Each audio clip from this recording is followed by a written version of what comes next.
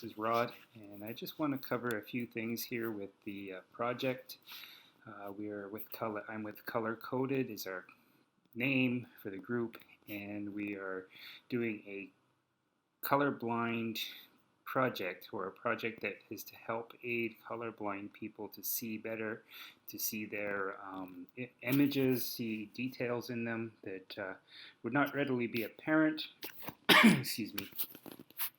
And so with this, we decided to do this in a couple parts. One part was Java Android as an app, and the other part is the Python, which is the image handling. So I just wanted to go over some of the image handling here. So just to start off, obviously color blindness is a huge endeavor. It's much greater than we actually anticipated. We've found out a lot, we learned a lot. Also, in learning about color blindness, we also learned a lot about, or I personally learned a lot about how computers and cameras and devices like that represent colors, represent light, luminosity, how they record it, and I still have lots to learn. There's so much to do in this sphere. But I'd like to start with some of my investigative parts. So here I have a OCC color segment.py, which is my investigative app or investigative script. So I'm just going to run that. And so here we have an HSV version, BGR version, and the original. All right, so this is a Ishihara color test, and I've created this here where I have sliders for different settings, the min-max of these red, green, blue, and then I have min-max for hue, saturation, and value. And so my problem was this created a mask, and because it created a mask, every time I would adjust it, the mask would cause that to disappear, and I couldn't figure out how to get adjust these images in this manner. Right, this one is actually not connected properly, but the idea was to be able to adjust these and see the colors change. However, I couldn't get past having this mask go opaque and creating a problem. And so after having done a lot of research and trying to establish some of this, I kind of abandoned it. And so if I stop that, and in here, I just had some difficulty trying to get those to render properly. I moved over to a wand with ImageMagick, and wand is an interface for ImageMagick for the Python. And so what I was doing now is I was doing ImageMagick evaluate, and I was shifting pixel by pixel, doing a shift of the color, and which was non-destructive to my images. So, or not that the other was destructing it, was just masking it and not allowing me to see it. So if I run the color shift, okay, so here we have in the color shift the original and then my modified image. Now, the idea is to have a slider so that we can change these values. Now, this value here currently is a left shift with a value of 1 and green. We also have this capacity here, which is a right shift, and I can choose red. Our colors are red, green, blue, which is your typical RGB. And these values here, if it's 0, it's not going to do anything for this. So I had 2 channels which I could adjust that way. And so here you see the results of a left shift on this image with green and a value of 1. So if I was to stop that and then come over here, we're gonna comment that out. And we're going to do the same thing, only we're going to do a left shift with 2 and the same color. So save that. Over here. So it's a little more, you can see a bit of a change there. It's a little more greeny, and then change this one.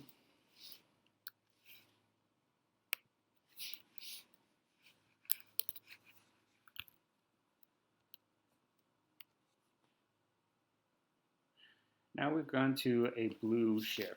So now we're doing a left shift and the blue, right? And so again, what we're trying to do is change the image in such a way so that this, if you're colorblind, you will not see this 57 here, right? So the idea is to be able to make this 57 come out. And yes, we could do an edge detect, and that could be later, but if you're dealing with other images that are not this is very specific. This is very focused.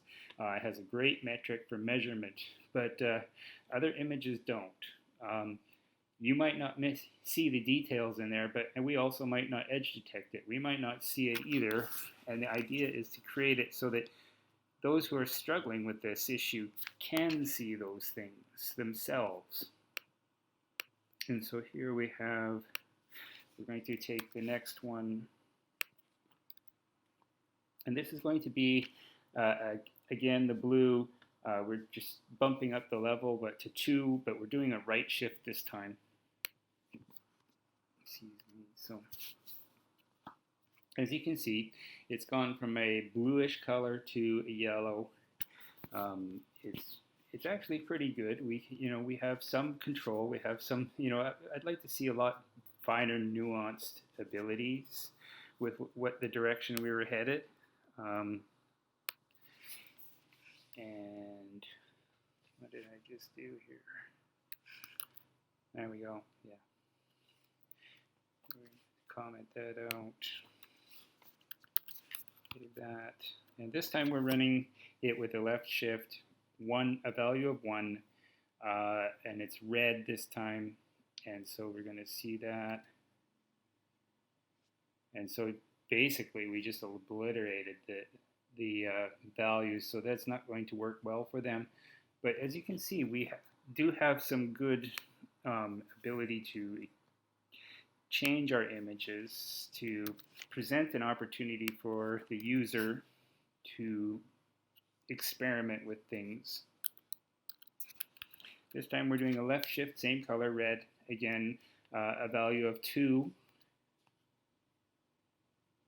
And again, it just kind of obliterated it. It's gotten a little pinker there.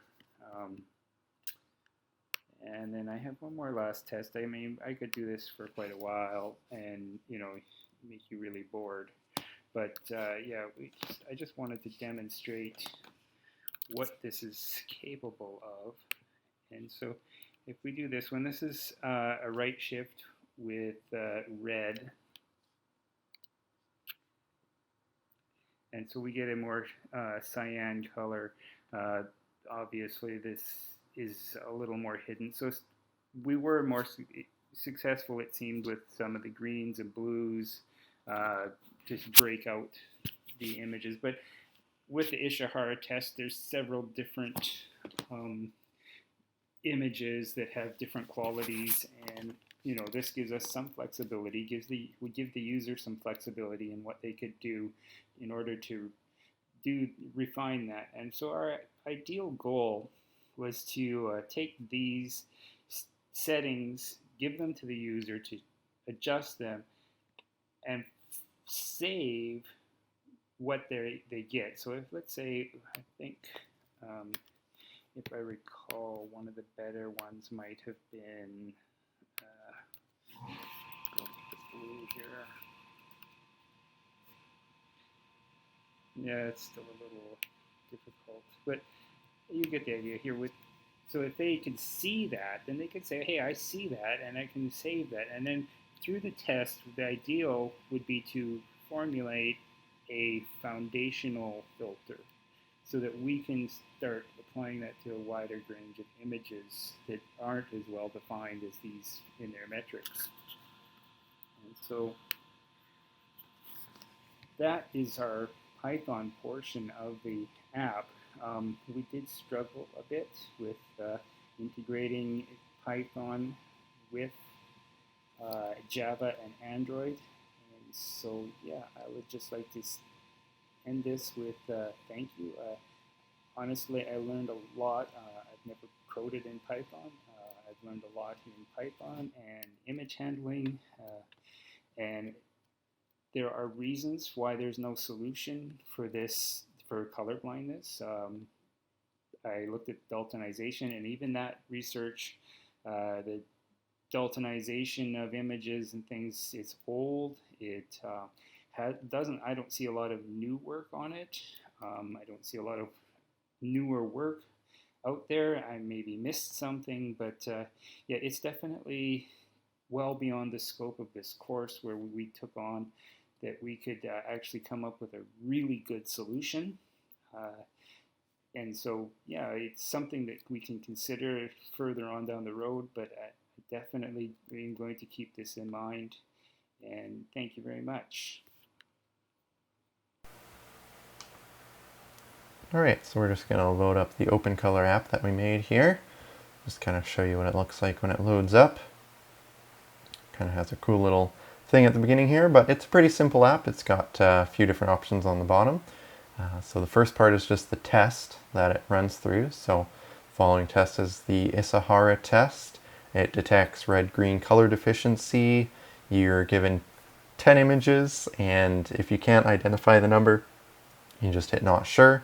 It skips it, otherwise put in the number that you want to put. So it's not an official test, but it kind of works for our purposes. So for instance, this one here, the first one, is a standard image. Everybody, whether you have color blindness or not, is going to see the number 12. So we can put 12 in there, and then we'll go ahead and hit next. And then for this one here, it kind of shows 8 for normal people, 3 if you've got red-green color blindness. This one shows 70 if you have a red-green color blindness. This one should be 5, but it shows 2. And this one could be 21 if you were colorblind. And then the rest of them are sometimes just you can't see them at all if you were colorblind. But since we're not, we'll type in the actual numbers. 7, 16, 35, 96, and finish. And it shows you the ones that you kind of got wrong, and it lets you know based on your answers you may have some form of a red-green color vision deficiency. So now we can try our own image. So this is where you can load up. You can either choose an existing image or take your own photo. So we'll take our own photo here, go into our little virtual room, and we can kind of move around virtually here. And we'll go past the dog and take a nice photo of the kitchen there. Snap that, and then that'll go into the app. And we can hit process image. So this is where it runs the image through the function that we made, and it kind of shifts the colors over a little bit. So you can shift it more and more each time. It creates sometimes these red artifacts. If we go in, you can save it into your camera roll once it's been adjusted. If you go into the camera roll, you'll see some images in there. When you process them a lot, it starts to have a lot of red artifacts. But there's that image we just saved. And we'll can select another image here. And you can see in this one here, when you process this one, it shifts it to start. And then you get a little bit of a red artifact when you shift it again. So anyways, that's our app. Pretty simple, pretty basic, but it's really cool. Now we'll just go into the actual code, and I'll just kind of show you here. So one of the things that happened is, we've got these Python things. We tried to get the Python code to really work in the app the way we wanted to with the color shift functions, and there's that color shift function call there. But as you can see, it's kind of commented out. The way that you have to pass things into Python is you have to convert it into a byte array, pass it into Python, it processes it and passes it back as a byte array. Really complicated, really tough to do. So for this actual app right now, all we see is just does a real basic color shift. It, you know, gets a little bit less red and more green and blue in the image. So that's kind of what the app does right now. But you know, we want to shift it into here. So this is the actual Python file that we wanted, and there's that color shift function that we wanted to use. So the Python file runs on its own, the app runs on its own, and we almost got them linked together, but not quite, which is too bad really. But if we had, this kind of showcases, as Roz was showing earlier, how that Python file works, and that's kind of the output we were looking to get with it. So there we go. Thank you.